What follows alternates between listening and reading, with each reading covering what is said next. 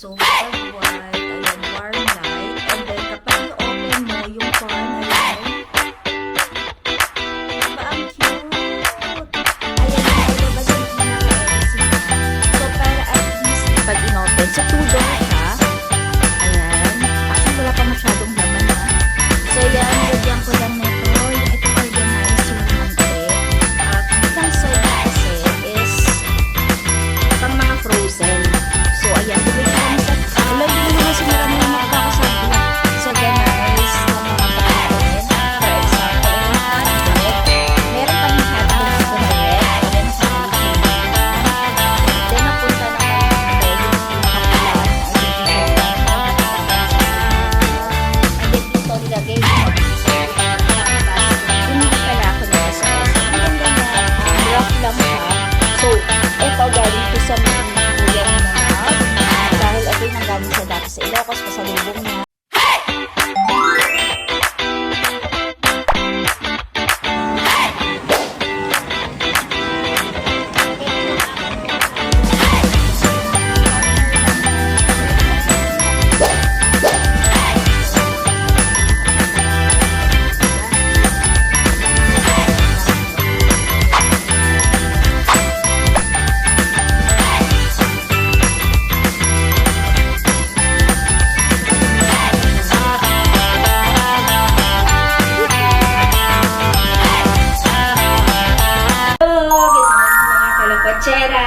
So, today, siguro napakatagal ko rin hindi nag-vlog. So, halos kakagising ko lang mga past, actually 10 AM ata ako gumising. So, today, wala akong gagawin. Sobrang init. Sobrang init talaga ngayon. So, pero, nakaraan lang, last Monday, nagpakapita pala ako ng ceiling fan dito with, lights. Ayan, kaya medyo malinaw. And inopen ko lang doon sa dining na ilaw. Papakita ko sa inyo. Actually, ang cute niya kasi, kapag binuksan siya, automatic na rin magbubukas yung LEC niya. So, pakita ko sa inyo mga kalakchas. And two-tone na rin yan, ng ilaw na yan. So, yan yung lang ginagawa ko. Actually, ngayon, lang ako, breakfast nood lang. So, nag-sears lang ako and coffee. And, ayan, parang na ata, hindi na ata summer ngayon, parang na ata ngayon eh, tag-ulan na, parang saglit lang yung summer, pero grabe pa rin ang init. Pagising ko pa lang, tinry ko ang ceiling fan and then electric fan, hindi talaga kinakaya, talagang sobrang tumutulo talaga yung pawis ko.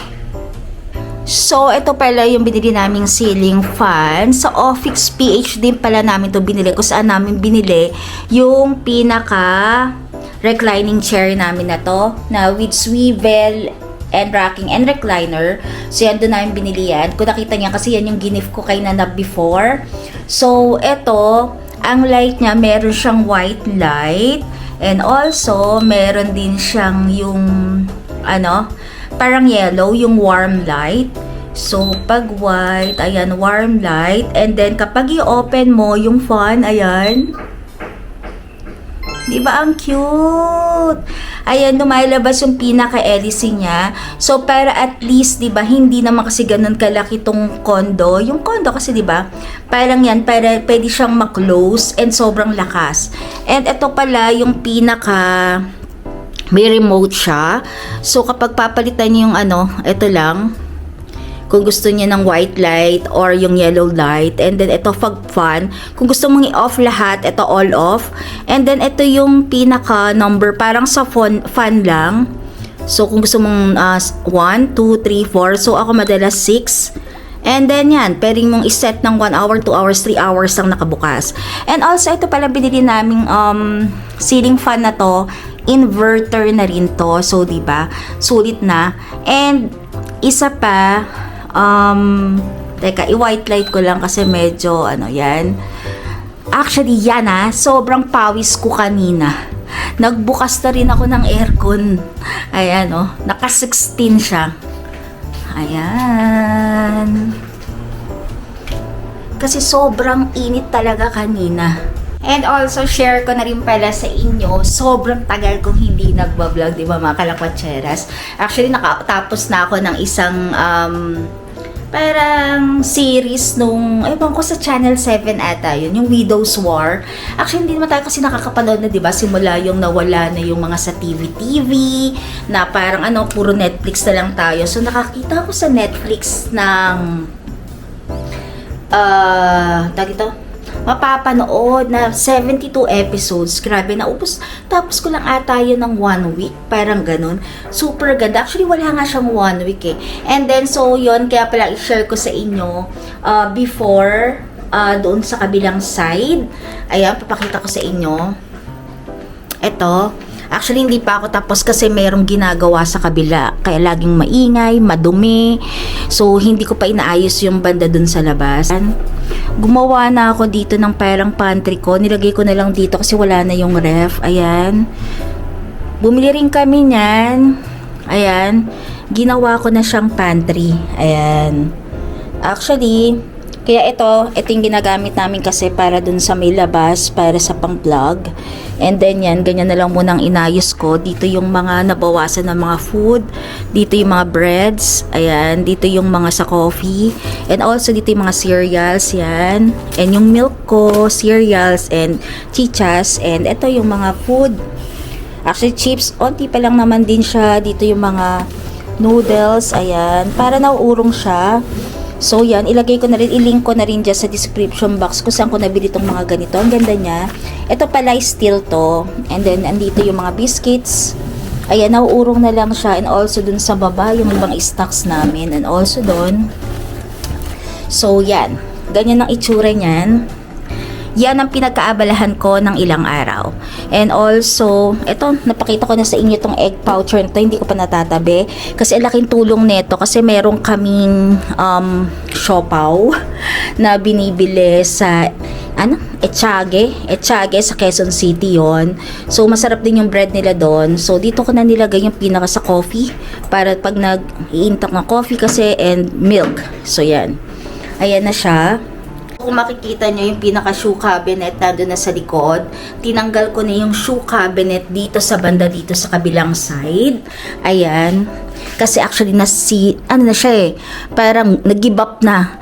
Parang yung pinaka pintuan niya is wala na. So yan na lang nilagay ko ulit dyan. Parang ganyan na lang. Ayan. And also, yan. Inilipat ko na rin dito yung pinaka watch na before ay nasa dining namin. Ayan. So, yan. Since yan kasi, dati siyang nandito sa side. Dito. Ayan. Sa new ref namin, yan pala unang ko papakita sa inyo, yung ref na dating nakalagay doon sa pinaka-pantry namin doon sa dulo, nilabas ko muna kasi meron ng kukuha. Pero sabi daw, mga first week na ng June, makukuha. So, ito ang papakita ko sa inyo na hindi pa siya ganun kapuno. Pero talagang inorganize ko siya. Kasi super liit na kasi talaga nung namin, ang tawag dito, ng ref namin na halos yung mga dala naming food hindi na namin mapagkasya, hindi na lumalamig yung pinaka namin, yung pinaka ice cream namin, parang ganun hindi na. So eto siya, Kondura ang binili namin and inverter siya. Hindi ko lang sure kung ano yung sinasabi sa amin ng staff na double inverter. Parang pati ating compressor, inverter na ganyan-ganyan. Actually, lahat na kasi namin, pinagpapalitan na namin inverter, pati yung aircon namin sa kwarto. So, ganito yung itsura niya pag inopen. So, 2-door siya. Ayan. Actually, wala pa masyadong laman na. So, yan. Nilagyan ko lang nito. Yung iting organizer ng egg. Actually, yan. Parang pang isang siya eh. Ang tawag din sa 24 pieces na egg. So, kapag hinatak mo to, babagsak sa dulo, unti-unti, mag-refill siya pababa. And also to, wala pang laman. Then, syempre, yung favorite ko, kahit yung dati pa kami ng pinsan ko, lychee, na parang bata di. Pero napakasarap niya. Pero siya, ito, yung mga gata ng bata. Pero to lychee, masarap siya. And then, ayan, inorganize ko lang siya, ganyan ang itsura niya.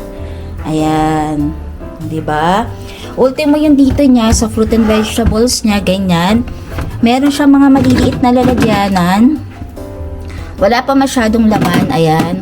Pero ganyan siya. Ayan, para organize siya. And then kapag meron kaming natitira, for example, rice, kasi brown rice ang pinapakain sa amin sa amin. So yan, dito lang yan nakalagay. And also may organizer ng mga juice. Ayan, para kung gusto mo, hatakin mo lang siyang ganyan. Ayan. Yan. And then, syempre, Yakult everyday ako. And also, bumili rin ako ng Delight. Ito palang Mountain Dew to. Binawasan ni Nanab ata kagabi, pero hindi niya naubos. And then, etong yogurt. Actually, okay naman sa akin yung Pascual na yogurt na binibili ko. And also, etong lipa. Itong lipan to, lagi namin bibili to sa Landers, pero at least sa Pioneers, kung alam niyo yung grocery sa Pioneers sa Pasig, ayan. And then, yan ang pinaka half na loob niyan. Actually, gusto ko nga sana i-separate yung vlog na yon. And then, since ilan ba naman ng isang lianera? Lianera pa tawag doon. Yung lalagyan na ng egg na malaki. Ayan. Meron pang 4 na sobra. So, dito ko siya nilagay. Para at least kung kulang na dito, ililipat ko na lang. And then pagdating dito ko nilagay yung parang mga sinanab kasi mahilig binabaunan ko. Lalo na kapag nagbabaon siya ng sandwiches, gusto niya may mayonnaise, may cheese. Ayan, may cheese, may mayonnaise. And ito, cheese yan. Ito, butter. Actually, itong butter na to kasi, hindi ako bumibili na masyadong anong butter dahil halos pang-cook ko lang to kapag nagigisa. And then, ito, Lurpak, mauubos na, nakalimutan ko bumili. Yan. Simula nang tikman ko siya kasi itong butter nito may slightly salted kasi siya, kaya nagustuhan ko. So, simula nung pag nakakuha ako sa plain, yun after no, nakahanap ako sa grocery. So, ganito binibili ko. Parang 10 pieces to sa isang ganito. So, 2 na lang. Sa bread kasi sa umaga, yan ang kinakain ko. Ayan, tuna spread kay Nanab. And syempre, ito mas gusto ko sa salad pag gumagawa ko ng salad. Yung broccoli lang. And with, ano pa bang gulay yun? Yung parang, yung greens. Ito lalagay ko, roasted sesame. And ito isa pa. Same lang siya. So, hinatikman ko siya sa Poro. Tuwang-tuwa ako. Sarap na sarap ako. Kaya ganyan pinabili ko. Ayan, ito gamit na tong isa. Inuubos ko na lang yan before ko i-open to. Ayan. Then, syempre, dahil since lagi ako nagsi-cereals, cowhead ang milk ko. And then, juice. And also, water. Ayan na yung mga water namin. So, nire-refillan ko na lang before ngayon bago kayo bumili ng ref. Iniisip ko kung bibili kami ng hot and cold na lang na dispenser. But, since bumili na kami ng ref, eto na lang okay na. And sobrang bilis tumamig. And dito sa baba, ayan, bumili ako pala ng ganito sa SM. So, ito pala ay kalamansi. So, isa-isa. Nakuha ko rin tong style na to sa mga mami ni Alvin. Ay, mami ni Nanab. So, yan, ganyan. And then, syempre, kapag masakit na ang aking lalamunan, kailangan ko ng honey ginger tea. So, yan. So, ito, yung Robitussin. And then, syempre, bagoong pickles ni Nanab para dun sa mga pambaon niya. And also, gusto ni Nanab kasi, yung mga face mask namin is malamig. Yan sa mukha. So, yan ang laman ng buong ref namin. Ayan, sa kabilang side. Ayan. Diba? Pero at least maayos siya. And then, open natin yung kabilang side. Ito. Yung kabilang side niya kasi is pang mga frozen. So, ayan. Bumili kami sa... Wala, hindi na naman sinara nila na kakasabi ko lang. Sa, yun nga, pinagbilan din namin ng tinapay. Ito, i-steam mo lang yung pinaka-siopaw. Pero, syempre, asado lang kinakain ko. Si Ananab kasi bola-bola eh. Pero, syempre, asado para makakain ako. Wala, bumubukas. And then, syempre, tofu. Pag wala, yung kinakain ko. And then, dito, makakapagawa ka ng ice. So, i-click mo lang siya para bumagsak. And also, bumili pala ako ng mga pang-organize ng mga pagkain. For example, itong hotdog. Meron kaming hotdog dito na red. Ayan, nakaayos siya na ganyan. O, diba? Para at least pag inuhulog mo. And syempre, yung hotdog na isa, yung kulay, sa Virginia yan eh, gustong-gusto namin. Yung parang color brown. Ayan, hotdog yan dyan. Sobrang bilis niyang lumamig dito sa ref na to. So, unlike dati. And then, meron din akong organizer na ganito. For example, ito, pork giniling. Ayan. chicken. Ito chicken na yan, nakalagay.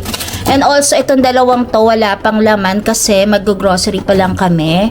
So, syempre, pwede rin fish. So, kung ano man. Then, dito sa free zone na to, dito nakalagay yung mga pambaon nila na ba yan? Burger, ham, and then yung tocino. And also, yung pumunta kami, dito naman sa baba, yung pumunta kami ng Cebu, mahilig sinanab yung parang chorizo. Bumili kami ng 2 kilong chorizo. Super sarap, mga kalapatsenas, sa Cebu yan. So, yan. And then, syempre, ito wala pa naman laman. Ayan.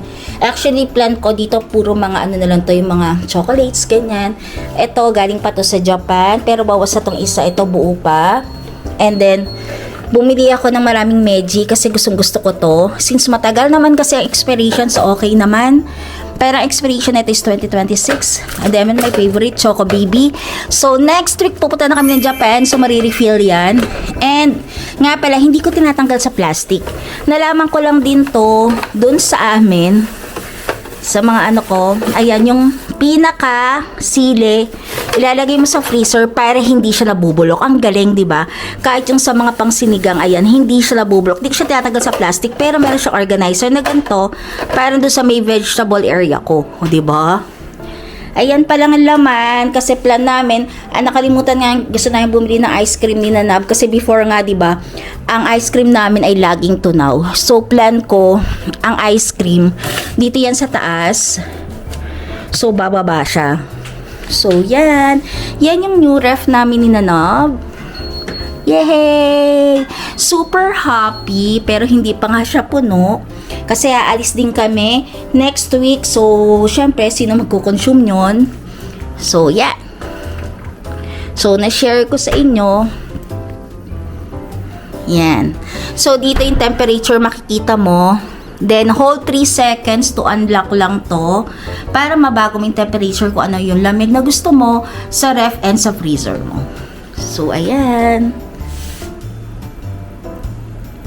And also, yung dito sa ano namin, syempre, since dalawa lang kami ni Nanab, so, syempre, ano lang kami, 4-seater lang, bumili pala ako nito sa SM. Ang ganda niya, rough lang siya. So, ito, galing to sa may kuya ni Nanab. Dahil ito yung nanggaling siya dati sa Ilocos, pasalubong niya. Since, syempre, parang ang pangit ko walang ganito. Yung binili ko tong sa, na placemat na to, pinatungan ko na ganito para maging ganyan ang itsura niya. And also, nilagyan ko lang ng onting design lang sa gitna. O, diba? Ang cute niya. Yung side dito, kasi andito na yung isang luggage, nilabas ko na. Kasi next week, aalis na kami. So, ayan. So, yan yung mga bago kong ano dito sa bahay na pinagkakaabalahan ko. And yung mga magnets pala namin, kasi yung dito, since glass na kasi siya, hindi na siya pwedeng lagyan ng magnet. So, napunta lahat dito. Ayan, yung mga magnets namin. Ayan. So, yung mga nilalagay ko lang dito, as in yung kaming dalawa lang na napuntahan na namin. So, yan. Ayan, nandyan lang yung magnet sa side. Kasi hindi na siya nalalagyan ng magnet dito sa harapan. So, ayan. So, diba super cute? Ayan. Ayan. And then, ito, binalik ko ulit dito yung pinaka-mirror. Then, nilagyan ko na lang siya mismo nung mismong, ayan, ganyan. Kasi napaka-plain. Napaka-plain niya dyan sa side na yan kung wala siyang ganun. Kung lalagyan ko lang siya ng ano. Then, dito ko nilagay yung isang fan na maliit. Ayan, fan yan. So, yan dyan. Then, napunta naman dito yung pinaka-plant, na artificial plant na nandito dapat sa side ng mirror.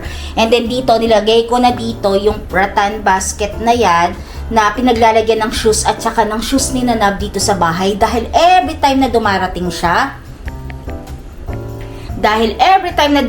si Nanab, Diyos mio, talaga nakakalat yung mga, pagpasensya niya yung buko siya, pinakapatak sa electric fan, ayan, lagi nakakalat yan dito. So, para ako naaalibadbaran na nakakalat.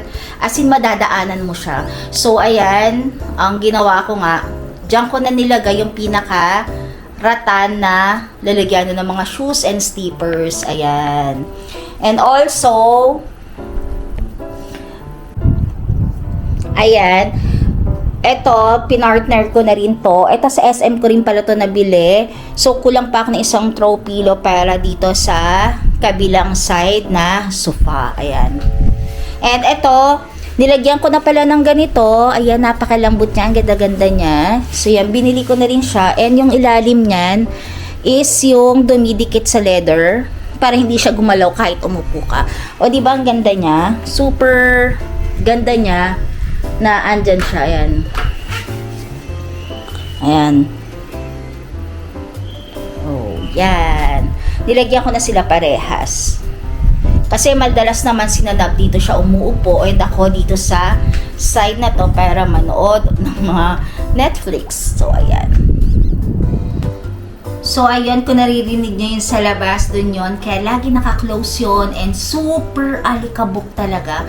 Dahil just 1 month na sila nag-renovate dun sa may kabilang side. Parang, dun kasi sa dirty kitchen, ikaw bahala maglagay ng pinakataas ng bubong mo. So, parang nare-remove lang siya. Pero sila, parang ginawa nilang, hindi na siya natatanggal. Sobrang, alikabok kasi na-reel sila. So, ang nangyari, lahat ng mga alikabok niya napupunta sa amin ay nandun ang microwave, lutuan namin. Kaya minsan hindi nakakapagluto na agad-agad ng lunch ko.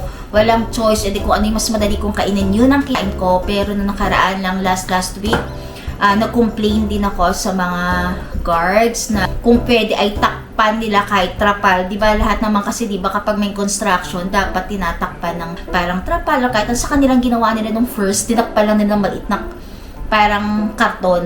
Sabi ko pwedeng kasi hindi naman, dahil na nakikita nila ako sa kabilang side kapag lumalabas ako, pinatakpan ng buo. Pero pa rin kasi, syempre ang towels namin after namin magbat, doon namin siya inilalagay. So ngayon, kaya is na bumili ako ng bagong mga shoe rack, hindi ko pa siya maayos and gusto kong papalitan ulit yung green grass namin doon kasi marami pa kami natira noon para ipalit doon. Kaya lang iniisip ko baka hindi ko kayanin kasi before na nagpalit ako as in magayong mata ko dahil sa mga alikabok. So yun, kaya yun lang muna ang ginagawa ko ngayon. And mga kalaktsara, sabahin po pala, so next week, so medyo spring na ata sa Japan next week dahil ngayon ay May na. So today is May, May na ngayon eh. So May 8 na ngayon. So punta namin next week na. So medyo mainit siguro doon. Medyo mainit na. Mga na lang naman doon eh. Parang mga 23 to 25. So parang Baguio na lang o Tagaytay yun. Parang ganun na lang. Ewan ko kung medyo may lamig pa talaga. Kasi nagpunta naman kami ng May before, malamig na abutan namin before yun. Last pa yun. So yun, balik tayo ulit doon. And yun, kalakatseras, please support po dito sa YouTube channel ko. And siguro more vlogs ako na weekly vlog or daily vlog ang gagawin ko. Kung ano yung mga ginagawa ko. Wala na, kung ano lang ginawa ko sa bahay, i-share ko na sa inyo. Dahil yung mga nakaraan kasi parang paunti-unti lang ng clip ang mga ginawa ko. So yan, siguro isasama ko na kayo ngayon kahit saan ako magpunta. Kahit paunti-unti lang, kahit random lang ng mga videos or clips, gagawin ko mga kalokatseras. So yun mga kalokatseras, siguro na na-charge ako, magpapalit din ako ng case ng cellphone. Alam niyo naman, love na love ko ang mga case ng cellphone. So, napakalaki ka naman sa case. So, yun, mag-change lang ako. Hindi ko sure kasi parang mamaya gusto ko sana mag-grocery ulit. Actually, nag-grocery lang kami ni Nanab Tuesday. So, yun, nag-grocery kami ng paunti lang. Pero, nag-grocery ka Pioneer lang. Kung alam yun, ang Pioneer kasi na grocery is para siyang mga parang mga launders lang din. Parang mga wholesale lang. Pero meron din mga patingi-tingin na bibili. So, hindi naman lahat ay meron doon. So, baka mag-SNR kami. Yon is SNR Grocery, mga nag-aabang dyan. Eto na, mag-aano na ako. Pupunta kami ng SNR para mag-check ulit kung ano ba update sa SNR. So, ako, Cheras, kung nagustuhan niyo itong video ko today, please don't forget to like, share, subscribe pa rin sa YouTube channel ko. Syempre, dyan ako, Cheras pa rin. So, see you next time. Bye!